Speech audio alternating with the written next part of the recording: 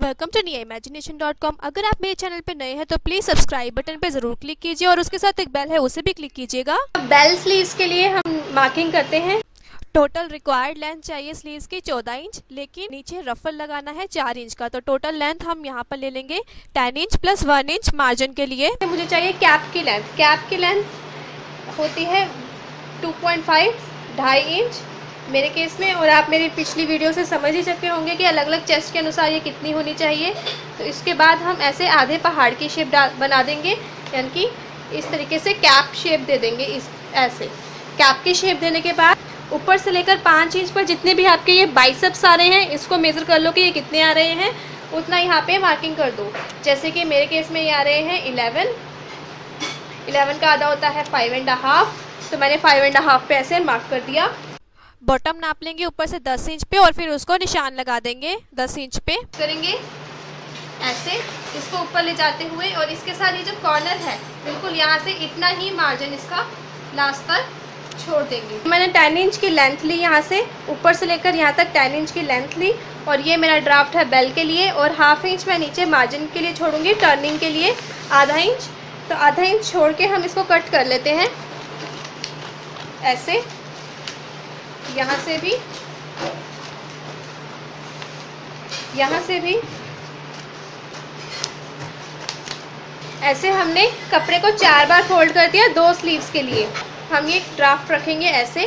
½ inch हम ऊपर margin छोड़ देंगे टॉप टर्निंग का, और ½ इंच हमने नीचे इसका टर्निंग का मार्जिन छोड़ा हुआ है। अगर आपने नहीं छोड़ा तो यहाँ पे छोड़ सकते हो, देख सकते हैं मैंने यहाँ पर मार्जिन छोड़ा। उसके बाद मैं एग्जैक्टली ऐसे ही कटिंग कर दूंगी इसकी।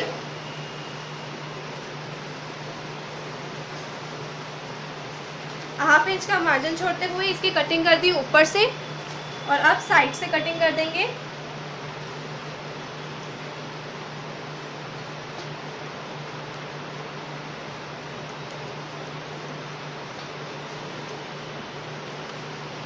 और फिर बॉटम,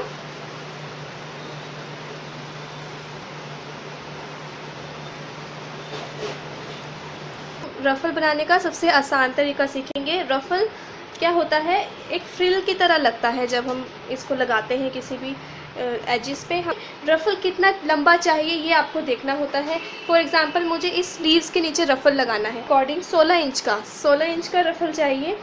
तो इसकी लेंथ कितनी होगी रफल की, हमें पता चल गई कि हमें रफल की टोटल लेंथ चाहिए 16 इंच, जितनी भी चाहिए। और उसके बाद विड्थ कितनी होनी चाहिए, इसकी चौड़ाई कितनी होनी चाहिए। लेंथ ऑफ रफल डिवाइड करेंगे इसको 4 से। कितना कपड़ा इसके लिए चाहिए होगा, आपको कपड़ा चाहिए होगा जितनी भी लेंथ है उसका डबल, एक रफल के लिए डबल ऑफ लेंथ। जितनी भी लेंथ रखी है 16 इंच का डबल हमें कपड़ा चाहिए होगा। तो हम देखते हैं किस तरीके से। अगर मेरे को 16 इंच का रफल बनाना है इस नेट के ऊपर, बेल स्लीव्स के लिए बना रही हूँ मैं ये, तो इस तरह से मैं यहाँ पर 16 इंच नाप लूँगी ऐसे। तो इसका डबल कैसे होगा, इसको पहले ऐसे ही फोल्ड कर लेंगे। फिर इस 16 इंच जहाँ आया है उसको लेकर इस तरह से एक बार और फोल्ड कर लेंगे ट्रायंगुलर शेप में। फोल्ड करने के बाद हम नापते हैं रफल को। इसकी ये कितना चाहिए, अब आपको जितना भी आपकी लेंथ है रफल की उसको 4 से डिवाइड कर दो, बिल्कुल जैसे विड्थ है उतनी ही। 4 से अगर हम डिवाइड करेंगे तो हमारा आएगा, 16 को 4 से डिवाइड करूँगी तो आएगा 4 इंच। तो 4 यहाँ से देख लेंगे इस तरह से 4 इंच पे लाते लाते कि 4 इंच इस साइड पे आ रहा है यहाँ पर। तो यहाँ पे मैंने ऐसे मार्किंग कर दी 4 इंच की कि मुझे रफल इतना चाहिए। और यहाँ पे हल्का सा कर्व दे देंगे, हल्का सा कर्व देने के बाद जितना भी आपको लंबा चाहिए रफल आप उतना रख लो, कोई प्रॉब्लम की बात नहीं है। अगर आपको 4 इंच लंबा चाहिए तो 4 इंच रख लीजिए, अगर ज़्यादा चाहिए तो ज़्यादा रख सकते हैं, वो आपकी चॉइस है। ये सिर्फ उस केस में है जब आपको आइडिया लेना है कि कितना होना चाहिए, तो आप ऐसे देख सकते हो कि इसकी चौड़ाई कितनी होनी चाहिए। तो अगर मुझे 4 इंच चाहिए तो मैं टोटल ये 5 या 5.5 इंच ले सकती हूँ, अगर मेरे को टॉप टर्निंग और बॉटम टर्निंग भी करनी है तो। टॉप टर्निंग के लिए ½ इंच, मतलब कि टॉप से ऐसे सिलाई मर जाएगा, और नीचे 1 इंच तक का मार्जिन ले सकते हो, 1.5 इंच एक्स्ट्रा। इस तरीके से हमने लंबाई इसके ले ली 5.5 इंच, 5.5 इंच एक साइड के रफल के लिए ऐसे। और इसको भी ऐसे ही सर्कुलर वे में मार्क कर दिया इस तरह से। तो अब हम इसकी कटिंग कर लेंगे। ये अगर मैं बाजू बना रही हूँ तो मुझे 2 रफ़ल चाहिए, तो मैं दूसरा रफ़ल भी ऐसे ही कट करूँगी। पहले मैं एक कट कर लेती हूँ। ये देखिए हमारा रफ़ल तैयार है। जब ये लगेगा तो ये बहुत ही प्यारी बेल स्लीव्स बन जाएंगी। और बनाने के लिए हम ऐसे ही 16 इंच नापते हैं, क्योंकि मेरे को 16 इंच लेंथ यहाँ से चाहिए। अगर आप देख सकते हैं, इसको मैं खोलूँगी तो ये 16 इंच आएगा। ऐसे इस कपड़े को फोल्ड कर दिया, फिर इसको ऐसे ही ट्रायंगुलर वे में फोल्ड कर दूँगी।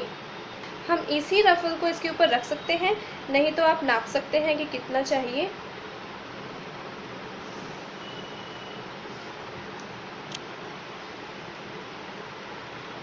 ऐसे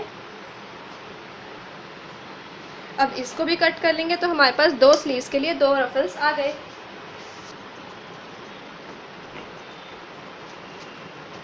अपनी स्लीव्स को लीजिए, दोनों की सही साइड एक दूसरे की तरफ रखते हुए इस तरह से हम इसके साथ रफ़ल अटैच कर देंगे। उन दोनों की सही साइड एक दूसरे की तरफ रख के और आधा इंच का मार्जिन छोड़ के इस तरह से हम रफ़ल को स्टिच कर देते हैं।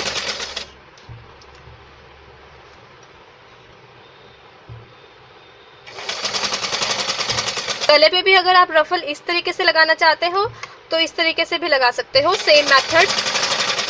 इस वीडियो में मैंने आपको दोनों मेथड सिखा दिए। गले वाला कैसे काट सकते हो और ये वाला मेथड भी यूज़ कर सकते हो गले के लिए भी। अगर आपकी मशीन पे आप नेट नहीं सिल पाते तो इसके नीचे और ऊपर न्यूज़पेपर रख के नेट सिल लीजिए तो सिल जाएगी। ये जो नीचे वाला कपड़ा होता है, ये वाला एक्स्ट्रा क्लॉथ, इसको ऊपर की तरफ कर देते हैं ऐसे, और इसके ऊपर टॉप स्टिच करना चाहते हैं तो टॉप स्टिच भी कर सकते हैं। इसके ऊपर हम ऐसे टॉप स्टिच करेंगे। हमने जो एक्स्ट्रा क्लॉथ था यहाँ ऊपर की तरफ शिफ्ट कर दिया, इस वाले क्लॉथ की तरफ। इससे रफ़ल यहीं पर टिका रहता है, कोई प्रॉब्लम नहीं होती और अच्छा भी लगता है।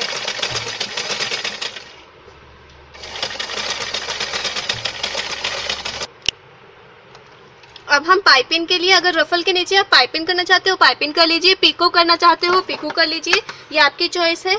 तो इस तरीके से तिरछा कपड़ा जो स्लांट होता है उसको कट करते हैं पाइपिंग के लिए, क्योंकि रफ़ल भी गोल है इसलिए तिरछा कपड़ा कट करते हैं इस तरह से। तो ये डायगोनल होता है जो ऐसे स्ट्रेच हो जाए। ये रफ़ल की सीधी साइड है, इसकी गलत साइड पे मैंने ऐसे रखा। तो अब ये पाइपिंग की सही साइड और इस रफ़ल की सही साइड मेरी तरफ है। इसको आधा इंच का मार्जिन छोड़ के एक स्टिच करूंगी मैं। और ये जो पाइपिंग है ये है 2 इंच चौड़ी, 2 इंच चौड़ी।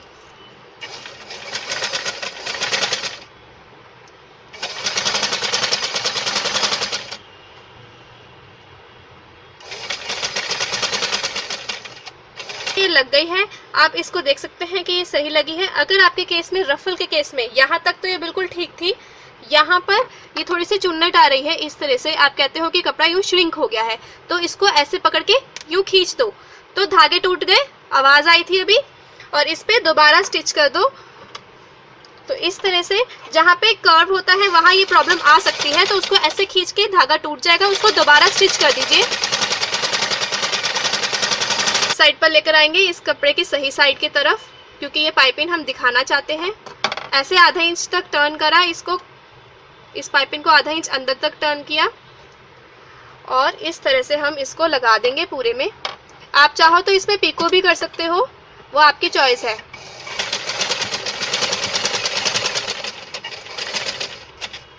आप चाहो तो ये पूरा सेम भी रख सकते हो और इसके साथ ये पॉम पॉम वाली लटकन भी लगा सकते थे।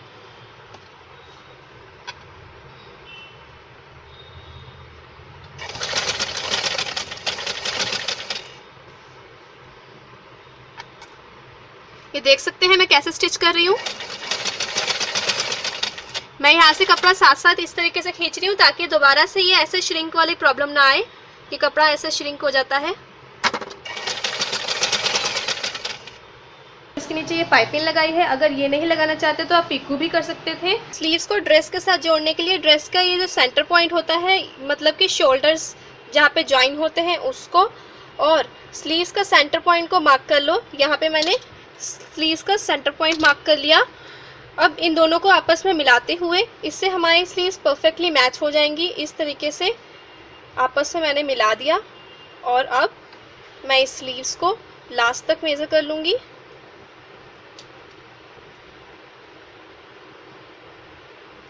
यहाँ तक आई है। आधा इंच का मार्जिन छोड़ते हुए हम इस स्लीव्स को ड्रेस के साथ अटैच कर लेंगे, टॉप के साथ या फिर सूट के साथ सिल लेंगे। और याद रहे इन दोनों की सही साइड एक दूसरे की तरफ है।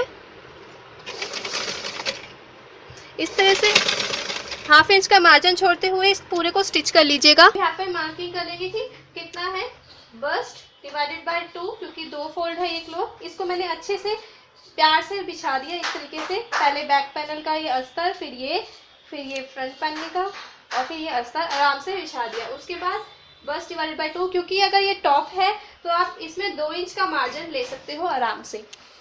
बाकी आप अगर पहन के देख लोगे तो अगर और टाइट करना होगा तो आप कर लीजिएगा। तो इस तरीके से हमने यहाँ पर मेजर कर लिया और मार्क कर लिया।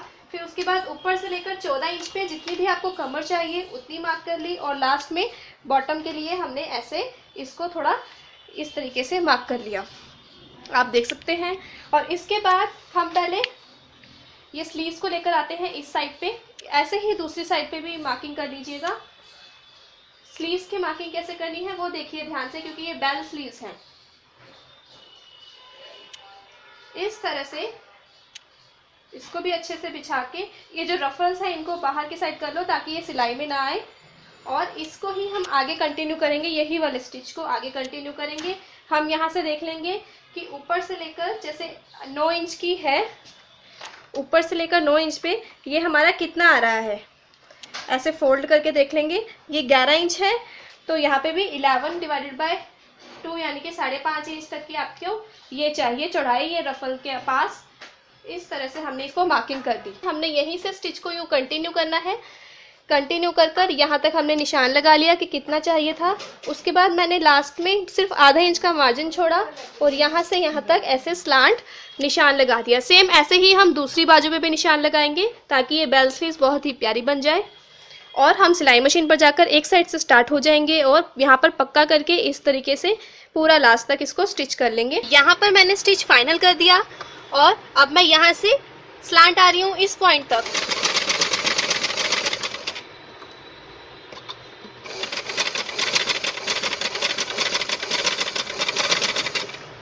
अब मैं ये स्लीव्स का पार्ट स्टिच कर रही हूँ।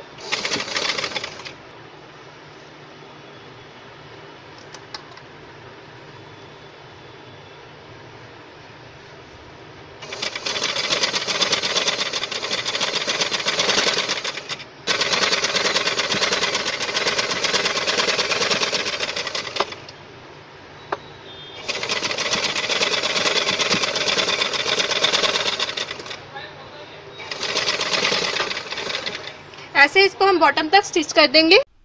ये देखिए बेल स्लीव्स की ये है फाइनल इमेज और ये बहुत ही ज़्यादा सुंदर लग रही है। आप देख सकते हैं कितनी प्यारी लग रही है। मैंने ये 2 कलर की लगाई है और नीचे पाइपिंग लगाई है। आप इसको पूरे को सिंगल भी लगा सकते हो, ये आपकी चॉइस है। निया इमेजिनेशन पे क्लिक करेंगे तो आप मेरे चैनल पे पहुंच जाएंगे। यहाँ पर बेल आइकन पे अगर क्लिक करेंगे तो आपको सभी नोटिफिकेशन मिल जाएंगे जैसे ही न्यू वीडियो अपलोड होगी। आप मेरी वीडियोज यहाँ पे वीडियो कॉलम पे जाके और कोई भी प्लेलिस्ट आप यहाँ पे जाके देख सकते हैं। सभी वीडियोज यहाँ पर अवेलेबल है।